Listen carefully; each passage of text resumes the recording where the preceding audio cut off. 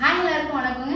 நம்ம race hair studio அடுத்த பரிணாமம் எடுக்க போகுது அப்படின்னு நான் சொல்லியிருந்தேன். ஆஃப்டர் தீபாவளி சொல்கிறேன் அப்படின்னு.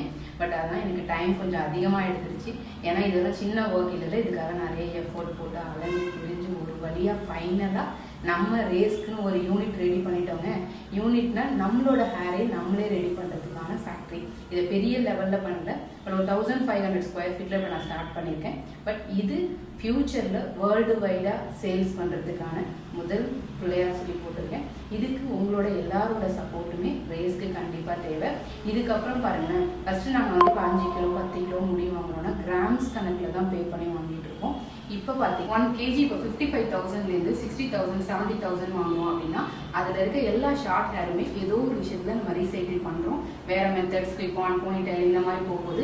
ஸோ இதில் வேஸ்டேஜே இல்லை, ஒர்க்கர்ஸ்க்கு சம்பளம் போக பாக்கி இந்த ஹேரில் வர எல்லாமே ப்ராஃபிட் தாங்க.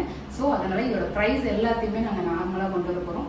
யார் ஹேர் வச்சுக்க முடியாதோ அப்படின்னு திங்க் பண்ணிட்டோ எல்லாருக்குமே ஹேர் எக்ஸ்டென்ஷன் வச்சுக்கிறதுக்கான ஒரு ஆப்ஷன் தான் இங்கே கொண்டு வர போகிறேன். ரேஸ் வந்து இது புது விஷயமா கொண்டு வர போகுது. நம்ம யூனிட்ல ரெடி ஆகிற ஹேர் எந்த கண்ட்ரிக்கும் குவாலிட்டி எல்லாம் ஏற்றிட்டு நார்மலாக போட போகிறத ஃபர்ஸ்ட் குவாலிட்டி எல்லாமே இங்கேயே ரெடி பண்ணுறது, இங்கே தான் சேல் பண்ண போகிறோம். இது பெருசாகும் போது மட்டும்தான் வேர்ல்டு வைடாக கண்டினியூ பண்ண போகுது. ரேஸ்க்கு உங்களோட சப்போர்ட் ரொம்ப தேவை. Thank you so much.